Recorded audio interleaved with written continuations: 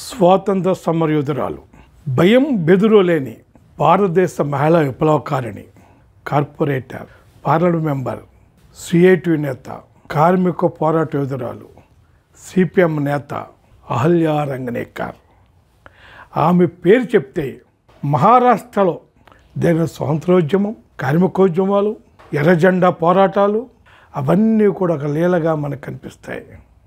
ఆమె తండ్రి జ్యోతిబా పూలేతో ఆయన యొక్క భావాలైన పోరాటాలకి మద్దతు తెలిసేసాడు ఆయన. అట్లనే ఆ అహల్య రంగనేకర్ తండ్రి కులం పేరుతోనూ లింగం పేరుతోనూ చూపే వివక్షతని వ్యతిరేకంగా ఆయన నిలబడ్డాడు. అటువంటి ఒక ఆదర్శ మూర్తి యొక్క కుమార్తె అహల్య రంగనేకర్. అట్లనే సిపిఎం నేత బిటి రణదివే ఆయన అన్నయ్య యొక్క ప్రభావం కూడా అహల్య రంగనేకర్ మీద బాగా ఎక్కువగా ఉంది. ఆమె సరే చిన్నప్పటి నుంచి ఒకటి అభ్యుదయ భావాలు ఆ ఉద్యమాల నేపథ్యంలో పెరిగింది. 1942 ప్రాంతంలో ఫెర్గ్యూసన్ కాలేజీలో బిఎస్సి చదవటానికి ఇన్ ద డేస్ ఆ రోజుల్లో ఒక మహిళ బిఎస్సి చదవటానికి ఫెర్గ్యూసన్ కాలేజ్ జాయిన్ అయ్యింది. అప్పుడే 1942 ఆగస్టులో 8వ తేదీన క్విట్ ఇండియా ఉద్యమం ప్రారంభమైంది. అప్పుడు కాంగ్రెస్ నేతలను అరెస్ట్ చేస్తే ఈమె ఆ కాలేజీ బాలికల్ని తన విద్యార్థులతో కలిపి క్విట్ ఇండియా ఉద్యమంలో పాల్గొన్న ప్రదర్శనలు నిర్వహించింది.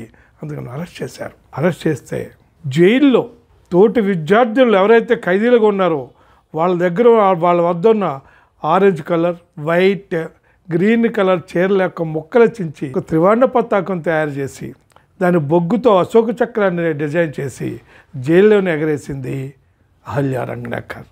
అందుకే ఆమె జైలు శిక్ష మరింత కాలం పొగిడించబడింది. తర్వాత ఆమె కాలేజీని బయటికి గంటేశారు, వేరే కాలేజీ జాయిన్ అయింది. అంతేకాదు 1945లో RIN రాయల్ ఇండియన్ నేవీ తిరుగుబాటు జరిగింది బొంబాయిలో. ఆ తిరుగుబాటు ఇటు కాంగ్రెస్ అటు ముస్లిం రెండు వ్యతిరేకించి లొంగిపోమ్మని, కానీ అక్కడ సమ్మె జరిగింది. ఆ సమ్మె సందర్భంగా వాళ్ళకి మద్దతుగా ర్యాలీలు, ప్రదర్శనలు, ఆహారం అందించడం ఇటువంటి కార్యక్రమాల్లో పాల్గొంది. బుల్లెట్లు ఎదుర్కొని కూడా ఒక పక్కన బుల్లెట్లు ఆ బ్రిటిష్ పోలీసులు వాళ్ళు బుల్లెట్లు వర్షం కురిపిస్తుంటే తన సొంత చెల్లు కూడా గాయపడింది. తోటి కార్యకర్త ఒక ఆమె మరణించింది. అయినా కానీ ముందుకు వెళ్ళింది, కానీ వెనకడుగు వేయలేదు అహల్య రంగనేకర్. ఆ విధంగా ఆమె నిరంతరం ఈ ఉద్యమాల్లో, స్వాతంత్రోద్యమాల్లో ఆ ఎర్రజెండా నాయకత్వ కమ్యూనిస్ట్ పార్టీ కార్యకర్తగా ఉద్యమాల్లో పాల్గొని మహారాష్ట్రలో ముంబై కేంద్రంగా పనిచేసింది. ఆమె ఏదైతే ఈ రాయల్ ఇండియన్ నేవీ తిరుగుబాటు మద్దతుగా కార్మిక సమ్మె జరిగిందో ఆ సమ్మెలో కూడా తనకు చాలా కీలకమైన పాత్ర పోషించింది అహల్య రంగనేకర్. ఆ తర్వాత సిపిఐలో అప్పుడు ఉమ్మడి పార్టీలో ఆమె కమ్యూనిస్ట్ నాయకురాలుగా అక్కడ పనిచేస్తుంది. ఆ సందర్భంలోనే పాండురంగ భాస్కర్ రంగనేకర్ అప్పట్లో ASF all India student federation ఉండేది. ఆ ఏఎస్ఎఫ్ ఆల్ ఇండియా జాయింట్ సెక్రటరీని ఆమె మ్యారేజ్ చేయడం జరిగింది. ఆమె తర్వాత ఆయన కూడా మహారాష్ట్ర సిపిఎం రాష్ట్ర కార్యదర్శి సభ్యులుగా సిఐటిలో కార్మిక ఉద్యమాల్లో పార్టీ నిరంతరం పనిచేస్తున్నారు. అహల్య రంగనేకర్ పార్టీ విడిపోయిన తర్వాత అంటే సైద్ధాంతిక విభేదాలు భారతదేశానికి సరైన విప్లవందాన్ని రూపొందించే క్రమంలో సిపిఎం పార్టీ ఆవిర్భించింది. చారిత్రాత్మక ఒక కర్తవ్యంగా అందులో సిపిఎం పార్టీలో కంటిన్యూ అయింది. తర్వాత ఆమె ఈ చైనా సరిహద్దు వివాదం సందర్భంలో 2 సంవత్సరాలు ఆమె జైలు శిక్ష అనిపించింది. అట్లాగే ఎమర్జెన్సీలో కూడా 19 నెలలు ఆమె మీసా కింద జైల్లోనే ఉన్నారు.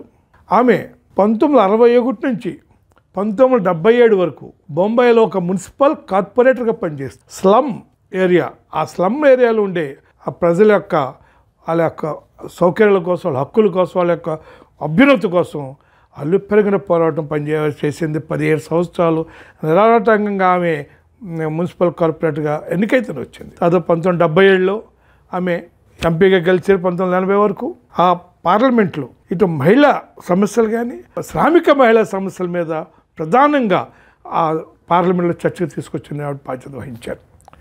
ఆమె సిపిఎం మనం ఒక 83 నుంచి 86 వరకు 3 సంవత్సరాలు మహారాష్ట్ర సిపిఎం రాష్ట్ర కార్యదర్శిగా పనిచేశారు. ఒక రాష్ట్ర కార్యదర్శిగా పనిచేసిన ఈనాటి వరకు ఏకైక మహిళ అహల్య రంగనేకర్. మహారాష్ట్ర సిపిఎం రాష్ట్ర కార్యదర్శిగా పనిచేశారు. ఆమె యొక్క టాలెంట్. తర్వాత సిఐటియు మహారాష్ట్ర ఉపాధ్యక్షులుగా, ఆల్ ఇండియా ఉపాధ్యక్షులుగా పనిచేశారు. శ్రామిక మహిళా విభాగాన్ని ఆ ఉద్యమాన్ని నిర్మించడంలో ఆ సిఐటియు రాష్ట్ర అఖిల భారత ఉపాధ్యక్షులుగా కీలకమైన పాత్ర పోషించడం కాక దానికి ఒక నిర్మాణ స్వరూపాన్ని, ఒక ఉద్యమ రూపాన్ని ఇవ్వటం జరిగింది.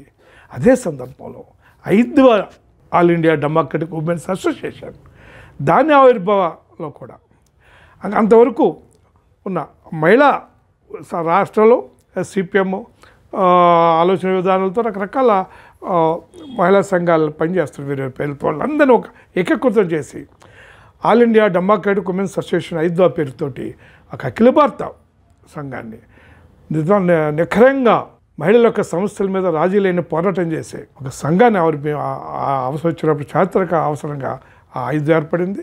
దానిలో కూడా కీలక పాత్ర వహించారు అహిల్య రంగనాయక్. ఆమె స్వాతంత్ర సమృద్ధులుగా, ఒక విప్లవకారిణిగా, సిఐటి నేతగా, కార్పొరేటర్గా, ఎంపీగా, శ్రామిక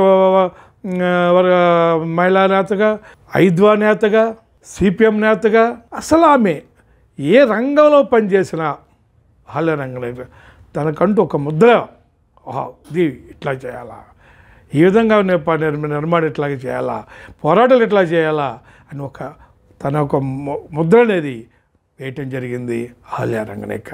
ఆ కామ్రేడ్ పార్టీ సెంట్రల్ కమిటీ సభ్యులుగా కూడా పనిచేశారు. సిపిఎం సెంట్రల్ కమిటీ సభ్యులుగా ఆ కామ్రేడ్ అహిల్య రంగనాయక్ 2009లో మరణించారు. అంటే ఆయన భర్త 2008లో మరణించారు. 93 ఏళ్ళ వయసులో వృద్ధాప్యంతో ఆమె తన భర్త కడపాటిని, ఎందుకంటే సుమారుగా 63 సంవత్సరాల పైన అనుకుంటా వారి దాంపత్య జీవితం ఎడపట్టి భరించలేక ఆమె కోలుకోలేకపోయింది. తర్వాత ఆమె కూడా తన జీవితం మొత్తం 7 దశాబ్దాల పైగా దేశం కోసం, ప్రజల కోసం, ఎర్ర జెండా కోసం తన జీవితాన్ని అంకితం చేసింది అహిల్య రంగనాయక్. అటువంటి గొప్ప విప్లవకారునికి భయం అంటే తెలియదు, బెదురంటే లేదు, వెనకడుగు వేయటం అనే సమస్య లేదు. నిరంతరం పోరాట క్రమంలో ముందుకు వెళుతూ ప్రజల కోసం, కార్మికుల కోసం, మహిళల కోసం, దేశం కోసం తన యావత్ జీవితాన్ని అంకితం చేసిన అహిల్య రంగనాయక్ సిపిఎం 24 అఖిల భారత మహాసభల సందర్భంగా వారిని గుర్తు చేసుకుంటూ వారికి లాల్ సలాములు తెలియజేస్తూ మీకు అందరికీ ధన్యవాదం.